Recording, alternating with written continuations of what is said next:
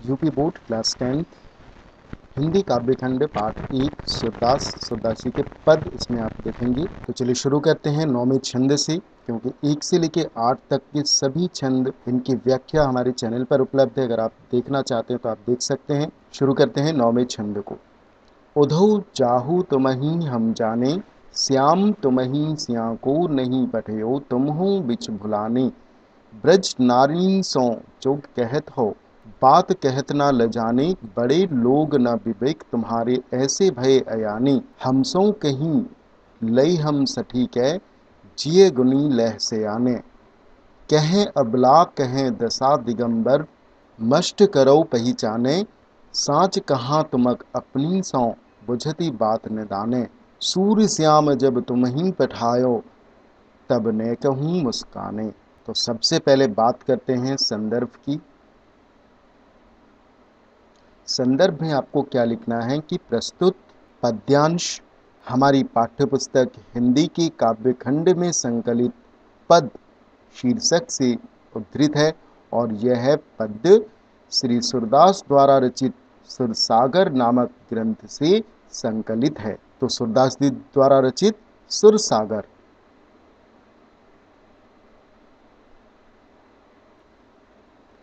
सुरसागर नामक ग्रंथ से संकलित है।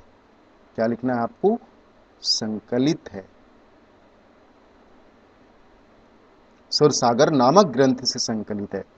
सूरदास द्वारा रचित सुरसागर नामक ग्रंथ से संकलित है। ठीक है, अब देखते हैं प्रसंग। तो इस पद में गोपियां उद्धव के साथ परिहास करती हैं और कहती हैं कि श्री कृष्ण ने तुम्हें यहाँ भेजा है, या तुम अपना मार्ग भूलकर यहाँ आ गए हो, या श्री कृष्ण ने तुम्हें यहाँ भेजकर तुम्हारे साथ मजाक किया है। ठीक है, तो जब आप इसकी व्याख्या समझेंगे तो आप इसके प्रसंग को भली भांति समझ पाएंगे। तो सबसे पहले व्याख्या।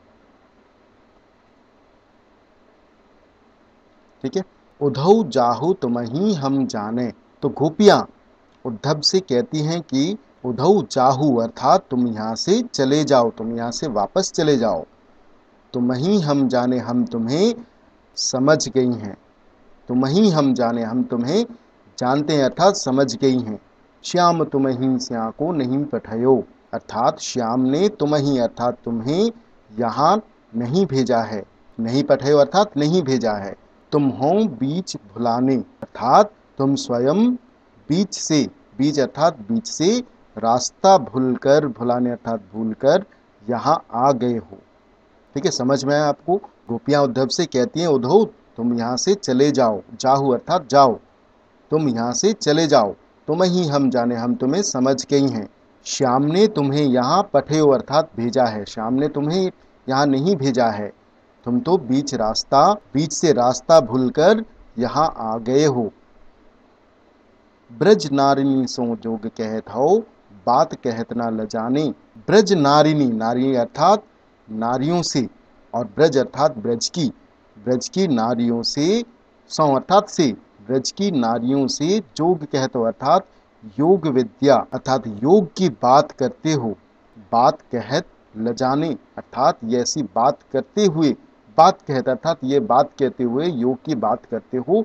ब्रज की नारियों से ऐसी बात कहते हुए तुम्हें लज्जा नहीं आती।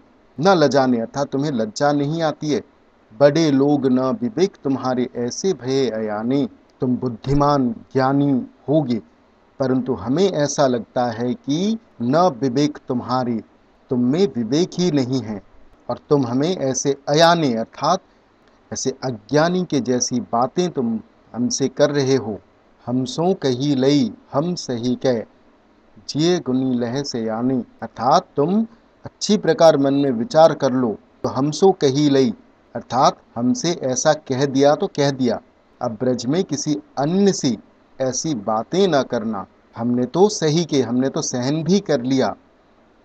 हमसो कही लई, ऐसी बातें तुमने हमसे तो कह दी और हमने सहन भी कर लिया, कोई दूसरी गोपी इसको सहन नहीं करेंगी। जे गुनी लह से यानी, जे अर्थात मन में अच्छी प्रकार विचार कर लो। कहें अबला कहाँ दशा दिगंबर, मष्ट करो पहचाने। कहाँ अबला, कहाँ हम अबला नारियां और कहाँ योग की नग्न अवस्था।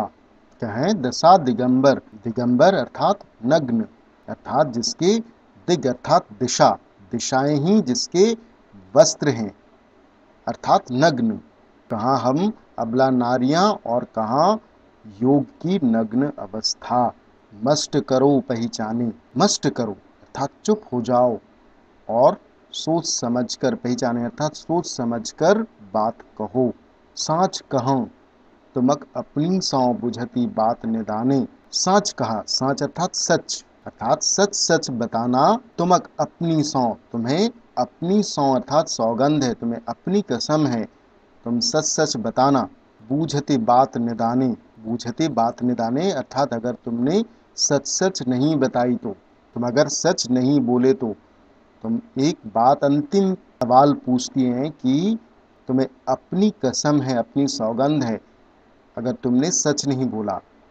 सुरश्याम जब तुम ही पठायो तब मैं कहूँ मुस्कानी। अब सूरदास जी कहते हैं कि गोपियाँ उद्धव से पूछ रही हैं कि जब श्री कृष्ण ने, श्याम जब तुम ही पठायो, श्याम अर्थात श्री कृष्ण ने, तुम ही अर्थात तुम्हें, जब श्री कृष्ण ने तुम्हें यहाँ भेजा है, भेजा था, तब अर्थात उस समय न कहूँ अर्थात थोड़ा भी, नेक भी, थोड़ा भी मुस्काने अर्थात मुस्कुराए थे या नहीं। तो सच सच बताना, जब तुम्हें श्री कृष्ण ने यहाँ भेजा था तब तुम उस समय थोड़ा भी मुस्कुराए थे या नहीं। ठीक है, तो ये थी नौवें छंद की व्याख्या। अब देखते हैं काव्यगत सौंदर्य।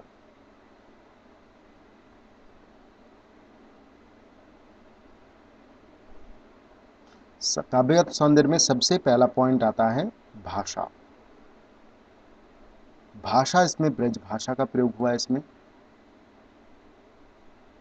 ठीक है, दूसरा पॉइंट है छंद। छंद इसमें गेय पद है। ठीक है, ये दूसरा पॉइंट है। तीसरा पॉइंट आता है गुण। गुण इसमें माधुर्य गुण है।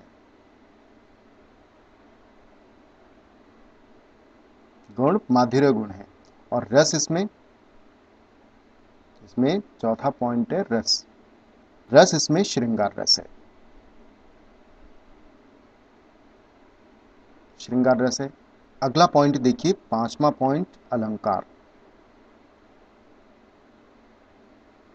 दशा दिगंबर, इसमें द वर्ण की पुनरावृत्ति हो रही है। ठीक है, दशा दिगंबर में द वर्ण की पुनरावृत्ति हो रही है, यहाँ पर भी द है और इसमें भी द है, जिसके कारण यहाँ पर अनुप्रास अलंकार है।